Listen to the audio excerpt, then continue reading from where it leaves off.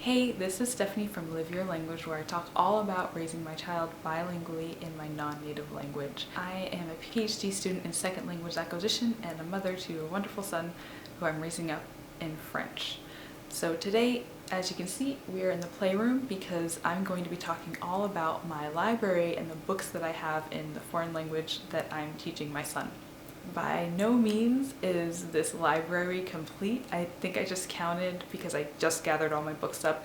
I have about 23 books, possibly 25 if I count the books that I left in my son's room, but he's sleeping right now, which is nowhere near what I would really like to be, and certainly far less than the English language books that we have. I'm sharing because if you're like me, it was really difficult to scrounge up just these 25 books that I have. So hopefully by sharing where I've found my books, it might help you bulk up your library a bit. Studies have shown us just how important library size is for a child's vocabulary. Especially as my son is getting older, he's 22 months now, he's already starting to recognize some letters and sounds and even some words. So I know that I can't just keep reading books that are written in English and translating them in French and pointing to the words like I have been, because eventually he's going to realize that the sounds and the words that I'm saying are just not matching up. So I would really love to bulk up my library somehow, but at least for now I have these 25 beloved books and I'm going to share with you where I found them. So I'm just going to start off by talking about the new books that I have, because they're actually the minority of the books that I own. I bought them from Amazon a while ago, but the problem I found with Amazon is that the shipping, at least if you buy it from Amazon.fr, is just astronomical and it can really add up. So I really only have a handful of books that I bought new. And the same goes with like the United States Amazon. The problem with that is that even if you do have Amazon Prime or free shipping, there are very, very limited books available on there in French. The case might not be the same for Spanish, and depending on where you live, you may have better luck, but for me, it's just been really difficult to find affordable French books on Amazon. Nevertheless, I have 5 books that I really love, and I'm gonna share with you what I have here, just so you can see. Got this one brand new. So we have some favorites, translations of books that are beloved in English. Now this book has been a lifesaver. I'm only sharing it here because even though I got it for myself, because it's got so many just really useful household things, my son loves this book just because it's got so many pictures, especially the airplanes. So you know, I bought it for me, but it's really our book. And I have this book. Now another thing I want to say is for the sake of cost, I bought a lot of books soft cover, but I really regret that because we use them so much and I hope to use them for years and years to come, that they're already starting to fall apart. So if I had to redo this, I would really splurge for fewer books that are just the board books, preferably. The next category of books I have actually are also new books that I've bought, but not in the traditional sense. So I have a couple books that I bought actually while I was studying abroad before I was even married. I was still in college, but I knew and I felt so strongly that I would one day raise my child to be bilingual, so I bought a handful of children's books when I just saw them when I was at the supermarket one day.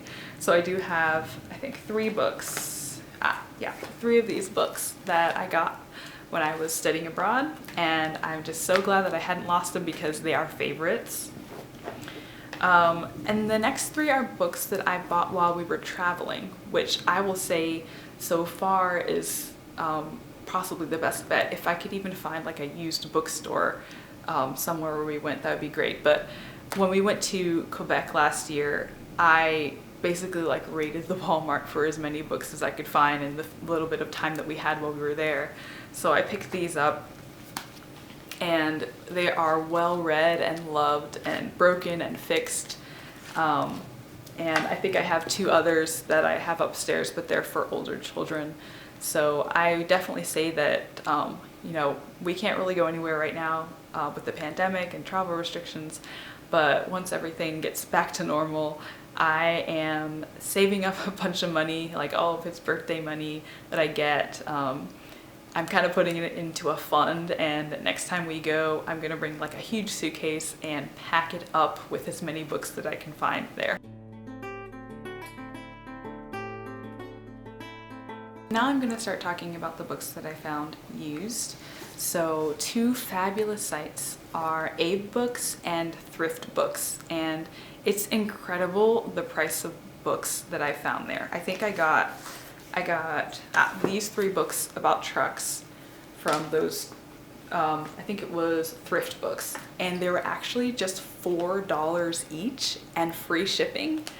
Now the problem with that was it had hardly any information about, like, it didn't give you a preview of inside the book. It didn't even tell you if the book was like hardcover or softcover, or what the recommended ages were, and some of them are kind of old, so I couldn't really find much information about them on just online. So I kind of took a chance with them only being $4. It was just really hard to pass up. My risk paid off because they're fabulous books and they're just a lot of fun. They're a little used, you know, they're a little tattered, but they're great. So I would highly recommend those 2 websites. So these are 2 that I got from AbeBooks, and same story. You kind of don't really know what you're gonna get. I think they do mention the quality, but I just kind of swept up everything that was available, and they were very affordable, and I'm really glad I did. The next source of books I will talk about is Craigslist. Craigslist has been pretty hit or miss. Some people will say that they have lots of French books, and then you arrive and they're in terrible condition or 25 years old and musty. So that was kind of the case for these 2 books that I found. This is kind of like a comic activity book for kids. Still valuable because it's got little kind of comic strips in it, but as you can see, like, someone's already done all the puzzles and cut out and pasted everything in there, but I still think it's useful because it's made for children, it's kind of fun, and it's like comic strips, so I think that we'll be able to use that. Same for this one. It's just kind of like a sticker book, but some child has already done all of the activities, but it's simple enough that we can still use it. It's got, you know, a cat, giraffe. My son didn't even notice that it had already been done, and he was still super interested in it. So I think overall it's a win, but you just have to make sure that it's worth your time and that what you're getting is good quality, or at least acceptable to you. I only have 1 book in this category, but I'm going to share it anyway. It's books that do not have words. I like the idea of this because that means you can make up whatever story you want, and it's also not completely useless to my husband when he's with my son, so he can read it too. So I only have 1 of these books, but so far I really like it, and I will definitely get more if I can get my hands on them.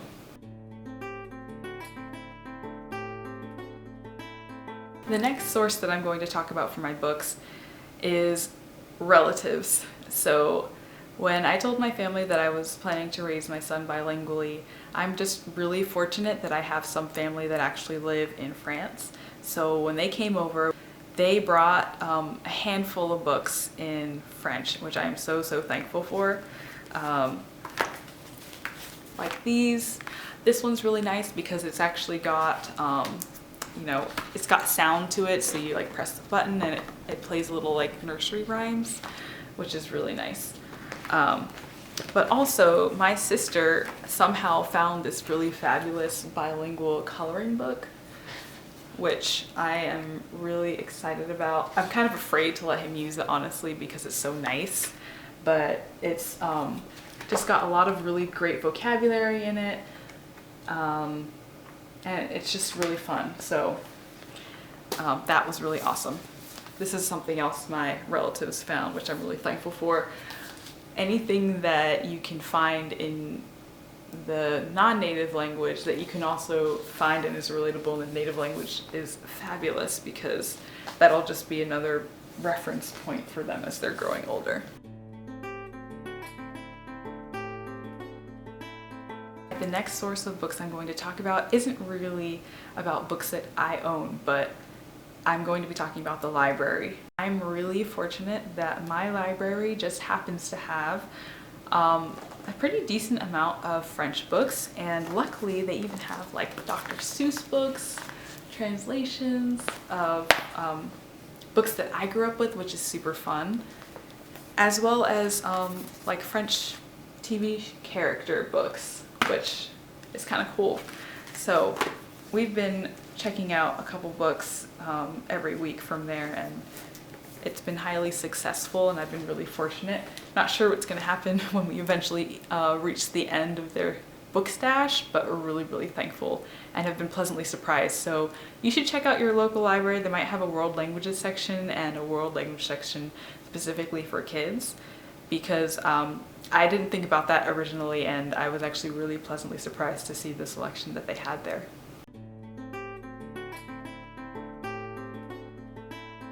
Okay, the last book I want to talk about that's in my library isn't actually a book.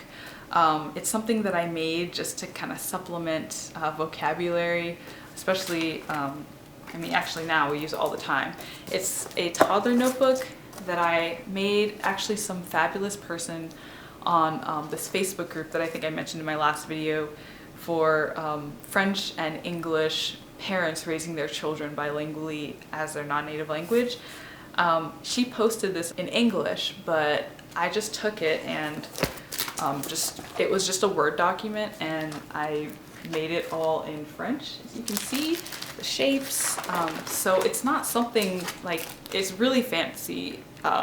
It's really fabulous when you can find it as a template, but you can also personalize it, which is what I love so much. So for example, I think that the original document had like zoo animals or something like that, but I really wanted it to have animals that we see every day, so I changed it with things like squirrel and dog, which we have a lot of around here.